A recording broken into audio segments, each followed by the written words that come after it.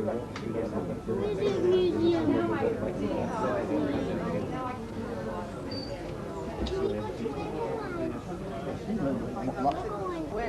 went to a big party there, and this person was under the impression that we're looking out. they wouldn't get I haven't actually got next to the game there. We're just sort of playing looking it at anyway. the rain there. We're going to get wet. Go to that thing over there. Can we go? So Dad.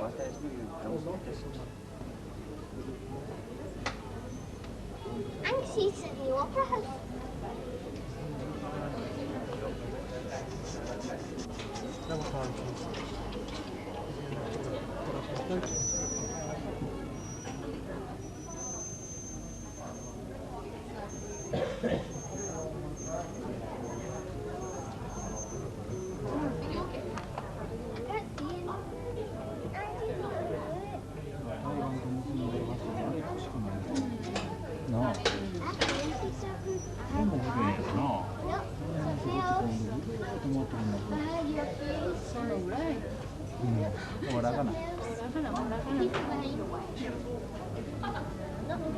Adesso non è pari.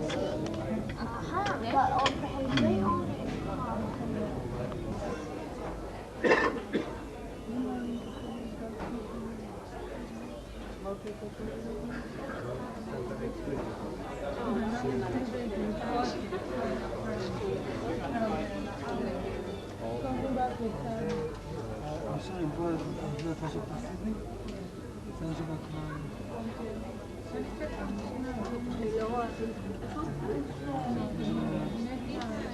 He must be refueling. Yeah, he should be down by now.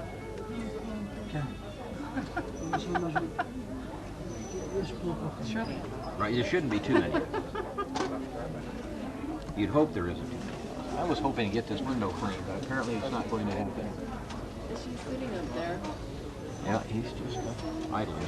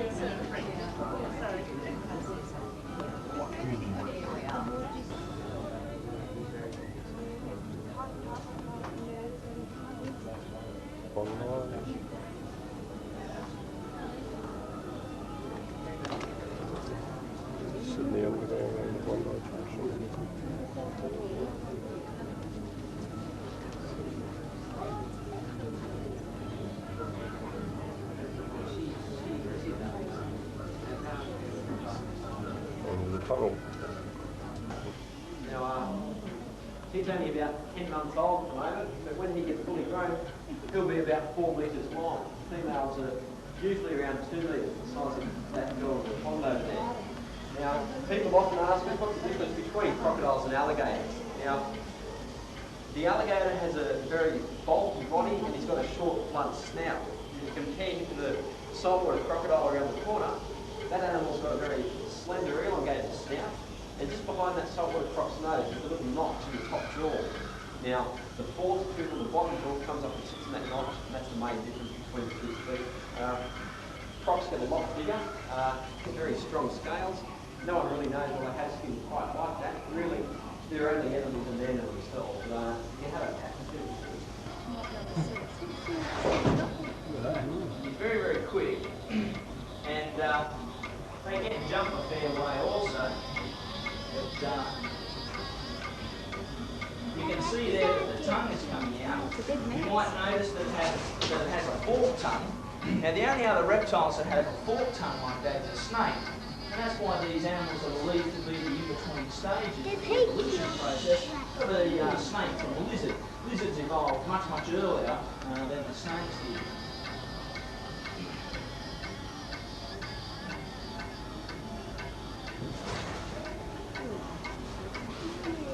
Now, as you'll see, he'll move it around to the head and he'll swallow it head first. Now, as you can see, it's a pretty big meal, but it doesn't take very long to get it down. Now, like I said, these feedings don't occur very often. Those two rats there will last them about another 5 or 6 days, so they don't need a lot of food to keep them going. Reptiles, as you probably know, are cold-blooded, and that means that they have a very low metabolic rate, and they need about 10% of the oxygen and 10% of the food items compared to a mammal of the same weight to keep themselves alive. They're very, very efficient in the ways that they live and the ways that they hunt, and usually reptiles don't move unless they need to get warm or cool, because they, even though they're what we call cold-blooded, they're actually, their blood temperature or body temperature is much the same as ours. The reason for that is that they like it at that temperature, and the way they do that is by shuttling in and out of the sun all the time. So mainly in the wild, that's what most of their time is spent up from doing, just moving in and out of the sun and the shade, keeping their temperature at a constant rate. But of course in captivity we do keep it at a constant rate, a nice and warm temperature, and also we feed them fairly regularly. As you can see, he's got a pretty well-fed stomach on him there. So that's unfortunately why you don't see a lot of reptiles move when they're in captivity. But you can see the snake movements in the back of the neck there. That's just using the muscles in the neck to push the prey down into the stomach. That'll take him about 2 or 3 days to digest that food, and then that'll keep him going for another 2 or 3 days after that, and then he'll start becoming hungry again.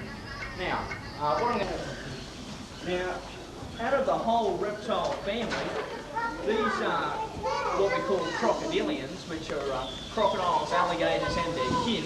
There are about 23 different species all up, but they would certainly be the most efficient and also the most valuable animals that we have on this earth, especially for research and things like that.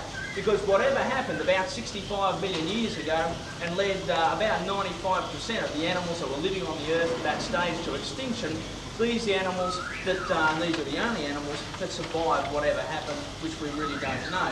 So there must be something pretty special about them to be able to survive something like that. We only have 2 species of crocodile in Australia. One is a freshwater or a Johnson's crocodile. It gets to about 3 metres in length. It has a very long and narrow snout, much narrower than this one here. And it's got lots and lots of long, sharp teeth. It's mainly a fish eater. The other one we have is this one. His name is the estuarine or saltwater crocodile. The males of this species get to about 6 or 7 metres in length. Female about 4 metres. They're the longest species of crocodile anywhere in the world. That over there is a replica of a saltwater crocodile. If you're wondering if that model's life size, that model's 25.5 feet long. The biggest one ever caught in Australia is 18 feet. It's still alive. Its name is Cassius. It lives in Green Island up off the coast of Cairns. There's certainly been reports of 30, 40, even 50-foot crocs over the years. I think most of them are highly unbelievable. There was a story that came out of Indonesia back in the 1950s of a saltwater crocodile which was caught, and they measured its skin at 23 feet 2 inches, which is about 2 foot shorter than that model. If that was a believable measurement, then a skin does stretch once taken off the animal, and I'd say that croc would have been about 20, 21 feet, which is certainly a believable size for a crocodile, saltwater croc.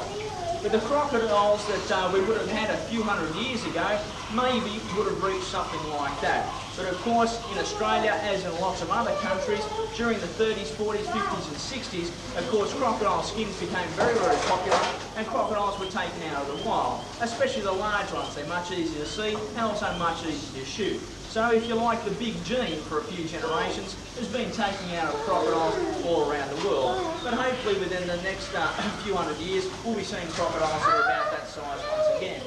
This one here is a young male. He's about 5 years old at the moment, and hopefully in 90 to 100 years, he'll reach something about 20, 21 feet in length. These crocodile species are very, very agile, and they also can be quite aggressive at times.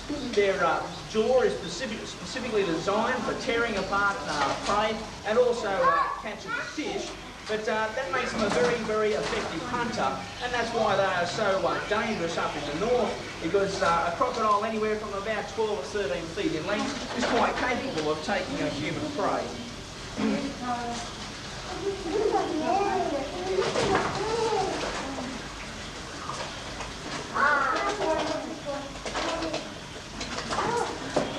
Now, as you can see, once he grabs that prey, he takes it back into the water.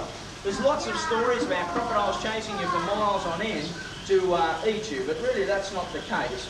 A crocodile is in his element, in his water, in the water.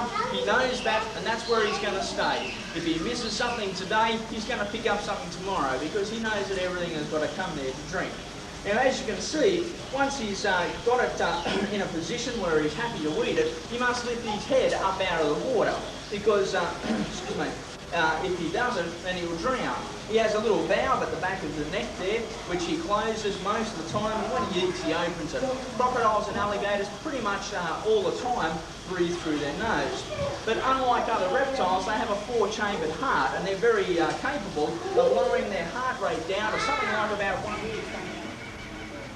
He probably won't take that other one. I'll leave it up there on the bank.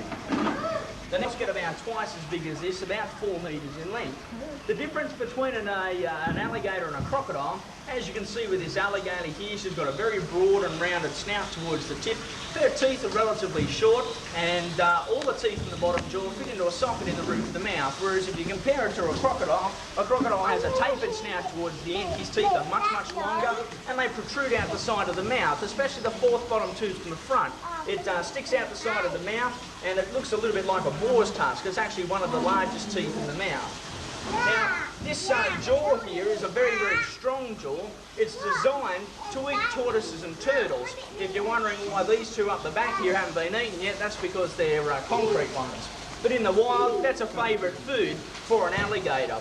And if you've ever tried to eat a tortoise or a turtle, you'll know that the shell's a little bit hard and it takes a while to get through it. But put a tortoise or a turtle shell in that jaw and it doesn't last very long at all. It's been estimated at something like 5 tonne per square inch of binding power in its jaws. And, excuse me, to put that in simple terms, if the alligator was a bit longer than your car, it could probably rip the front half of your car clean off, which is a pretty neat trick.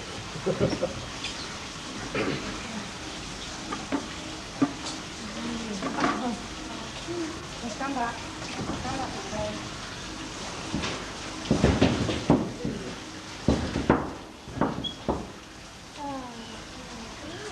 And once again, therefore, if you get your hand stuck in there, you're in a big mess. And that's all she gets for a week. As you can see, she's pretty well fed. Look at that. Bigger. Right? Look, he's going to play those too.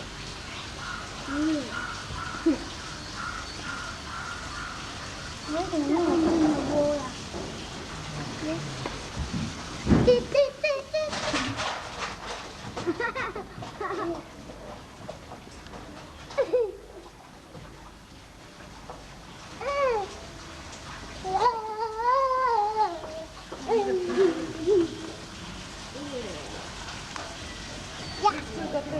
No, that were another one. It were beside there, you stop on that side.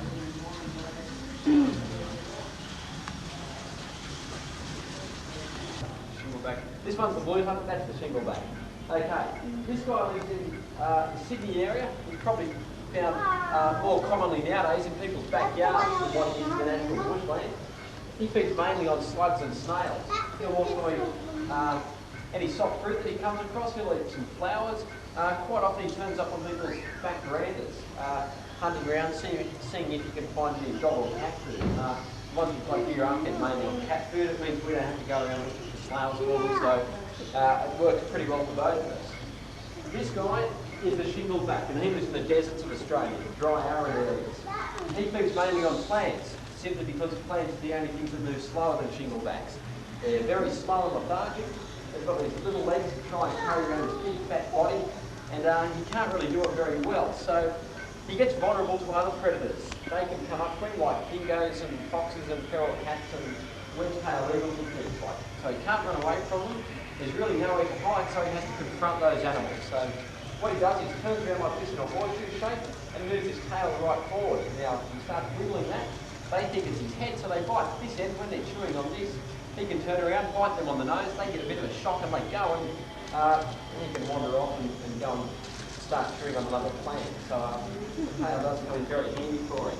But I'll bring both these guys along. You can pat him with them. But no fangs or venom. He doesn't bite. So you have a pat of this guy. It's called a yellow rat snake, and he lives in the southeastern part of the United States. He feeds mainly on small mice and things. He kills them using constriction. He's just got these little teeth. They allow him to hang on to that mouse until he can throw a few coils around it. After that, he can suffocate it. Now, when you come around and you have a pat of him, touch him with the back of your hand as well as with your fingertips. These scales are made out of keratin, just like your fingernails. They're very dry and smooth. Now, snakes can't sweat, so they can't be slimy. The reason people think that they're slimy is they often get a little bit nervous at the thought of me sticking this guy in front of their face. Their palms start to sweat. Now, they come up, pat the snake, go like this afterwards. They can feel the sweat off their own fingers, and they often mistake that for snake slime. So, touch them in the back of your hand and you'll get a much better indication of what they feel like. He's not quite as well received as what that blue tongue is. This one's the diamond python, and they're found all up and down along the east coast of Australia, about as far north as, say, Coffs Harbour. Now, a diamond python of this size will eat things like rats and mice. He can eat a smaller ring-tailed or brush-tailed possum. You can see that stuffed owl just above the rock crevice over there. If this guy wanted to, he'd have no trouble at all eating an animal as big as that. Now, the reason he can do that is because he doesn't have a chin. Now, snakes can open their mouths up very wide, but because they don't have a chin, that bottom jaw just stretches open like a gate, and then he can work his way around those really big animals. Something the size of that owl is going to last him for quite a few weeks. During that time, he curls up and has a sleep and doesn't have to worry about looking for food. During winter, they do exactly the same thing, but for quite a few months. They can go that food for a long, long time. Sometimes in captivity, they just decide they're not hungry and they won't eat them either. And in London Zoo, they had a reticulated python like those big ones. Now, that particular snake they had simply decided it wasn't hungry. It wasn't sick or anything, it just wasn't hungry. And it didn't eat for about a year and a half. No reason for it, simply just wasn't hungry. So, gives you some indication of the period of time they can go without food. But I'll bring this guy along, you can have a pat of him as well. Snakes and things, if you're on a picnic and come across one, they can do the same thing. If you saw one of these guys in the bush and picked it up, the very first thing that snake will do is turn around and bite you. Now, like all pythons, he doesn't have any fangs or venom, but in this mouth he has about 70 teeth. They're all very sharp and they curve backwards. So when you pick him up, he bites you, and the person who's been bitten tries to pull their hand away very quickly from the snake. The snake's mouth kind of gets pulled forward, and all those teeth break off and stay in the person's hand. So you get a lot of bleeding, you sometimes end up with a pretty nasty infection. After that, you get to start pulling python teeth out. It's not a lot of fun. Now, another problem which occurs is there's these guys, and they look very much like that broad-headed snake in the rock crevice over there. Now, that broad-headed snake has an incredibly toxic venom, but people see it, they think it's pretty much just a baby diamond python, so they pick them up and play with them, and don't worry about it when it starts biting them.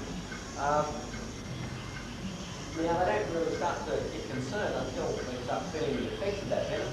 By then, it's really not much use putting on the first aid treatment, so they suffer from quite a while. Two adults who've been bitten by a broad-headed snake. Both those guys said it was the most painful thing they'd ever experienced. It was just unbelievable, I reckon. These guys in their 40s, and both of them just sat on the ground and cried. They said, one of them said to me he had a gun from him to shot himself. It's pretty incredible. It's unlikely that an adult would die because of that bite, but certainly a child would be a different story. Their life would be in danger. So, if you come across a snake, it's a good idea not to pick it up, simply because you don't know what you're grabbing. Now, in Australia, we have about 130 different kinds of snakes. Of those, about 100 are venomous, and about 25 species of snakes in Australia could quite possibly kill you. This is one of those. And it's probably the most common one that you'll see in the Sydney area. Now, this guy's the red-bellied black snake. He lives all up and down along the east coast of Australia. Mainly along the well-watered areas, the rivers and creeks and streams, places like that. He feeds mainly on frogs, but he'll also eat any birds and mammals that he comes across. He can eat other reptiles like those blue-tongued lizards. This guy even eats other snakes, including ones more venomous than himself. So, for people who live in areas where snakes are found, this guy comes in pretty handy. If you look at the the really nasty things like the death adders and the brown snakes away. Now, if you had heard them, you've probably heard some pretty terrible things, and most of those would be quite untrue. Only one person has ever died because of the bite of a red belly, so the chances of you dying are really quite slim. Certainly if you were bitten, you have to treat it as a potentially fatal bite, but it's unlikely that you're going to die. Now, they're a very inoffensive snake. Really, the only way that you get one of these guys to bite you is if you try to catch it or kill it. In Australia, every year about 4,000 people are bitten by snakes. About 300 of those people would need anti-venom. That means it was a potentially fatal bite, but only about 2 people every year die, so the anti-venom does work really well. Now, 80% of those 4,000 people bitten didn't know much about snakes, but they decided to catch it or kill it. So it stands to reason if you see a snake and you leave it alone, you probably never will be bitten. You've rendered that snake harmless because he then can't come back up and bite you. Now, what you've got to remember is all the snakes I'm using here have been in captivity for most of their lives, and they don't act like wild snakes. So this guy doesn't give you a very good indication of what a red belly acts like when it's picked up by the tail. Now, if you pick up one of these guys fresh out of the bush, it's going to take about a second or so to do what he's doing now, coming straight back up. Now, in Sydney you also have brown snakes. They're a lot larger than this guy, they're much more agile, and their venom is incredibly more toxic. Do you snake or do you mean typhoon? That's about the equivalent of 1 dozen adults, all within the space of 1 hour. His venom is about 50 times more toxic than that of the Asian cobra. Number 2 is that brown snake. Number 3 is that taipan over there. He's got the 3rd most toxic venom. He's definitely our most dangerous snake. He's bigger than all the other ones. He's got larger fangs, bigger venom glands, so when he bites, you can penetrate him really deep and inject all his venom, and that's going to make things much worse because of the big. This next guy has the 6th most toxic venom out of any snake in the world. For his species, he's quite a large one. You don't usually see it much bigger than this guy. Now, everyone's kind of wondering at the moment what's he talking about if this is a big one. That's the problem which often occurs with the Australian snakes. You don't have rattlesnakes that shake their tails, and our snakes don't sit up like cobras and hiss really loudly, and they don't do all these fantastic things that the snakes do overseas. So people don't tend to worry about them as much. But this guy's venom is much more toxic than anything else in the world, or anything else outside of Australia. Cobras, boomslings, mambas, forget them all, this guy's venom is much worse. This is an adult. So if you were bitten by this snake, you may not take it seriously, you may not worry about it simply because it's a little brown snake. A guy in Victoria did that a few years ago. He was a farmer and he jumped on his tractor straight on top of one of these copperheads. Now, he didn't really worry about it, and he got pretty annoyed about the snake, so he started jumping up and down on top of it to try and kill it. Well, he did kill it, but unfortunately that man died about 5 minutes later. Because he got that venom in his system, he started jumping up and down, he got the venom flowing very fast, and that killed that person very quickly, simply because he didn't know what our snakes are capable of. And that's a really big problem we have here in Australia. Now, you've probably heard of cutting the bite side open after you've been bitten. You may have heard of putting on the tourniquet so that venom can't get to your heart, or having a few nips of brandy because that will relax you and the venom won't affect you quite as quickly. Those 3 methods were very widely used, and unfortunately that's what will probably kill you if you were bitten by a snake. Those methods are not only ineffective, they'll make things worse for you. Around the turn of this century, around 300 people every year die because of the bites of our snakes. If those people sat at home and did absolutely nothing, at least half of those people would still be alive because of the first aid methods that they used, they would die. Now this is the only thing you use if you're bitten by a snake. If you use this, you won't die. The chances of you dying are incredibly slim. If this guy bit me on the finger, you just start wrapping from the bite side, it's about as tight as it looks for a sprained wrist. Now, when you're bitten by a venomous snake, there's going to be a lot of swelling. Your hand's going to start looking like a boxing glove. So all rings of jewellery have to come off. Just say you got bitten, you started bandaging up, whether you're wetting or not. Up comes the swelling, cuts off the blood supply to that finger. They then can't get that ring off, it's just too swollen, and you could lose a finger because of it. So it's important that all jewellery comes off, you wrap up all the way to the shoulder, and then hold your arm against your body. Once you've done that, you just go to hospital, the last thing you worry about is the snake. If you're treating someone who's been bitten and you go trying to catch or kill a snake to either work out what kind it was or seek revenge on it, you're going to get bitten yourself. So after a bite, if you get the snake and you worry about getting yourself or the person bitten straight to hospital. Now, when you're bitten by a snake, he's going to lose the venom on the outside of the skin. Now, they used to suggest that you wash it off. We now know that you leave it there, it can't hurt you, it sits there and it crystallises. When you get to the hospital, they scrape off that crystallised venom, and it takes them about 5 minutes to analyse it to work out exactly what kind of snake bit you. So you don't have to worry about that snake at all. They can accurately identify it in about 5 minutes.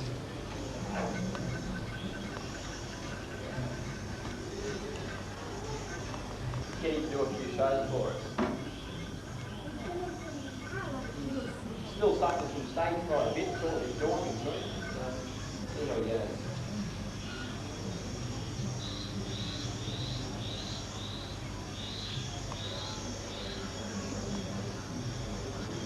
This is a little lady alligator.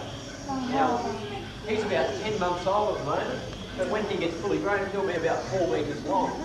Females are about 2 metres, the size of the girl in the pond over there. These guys used to be killed quite extensively. I'll provide a commentary while we're on the harbour. If you've got any questions while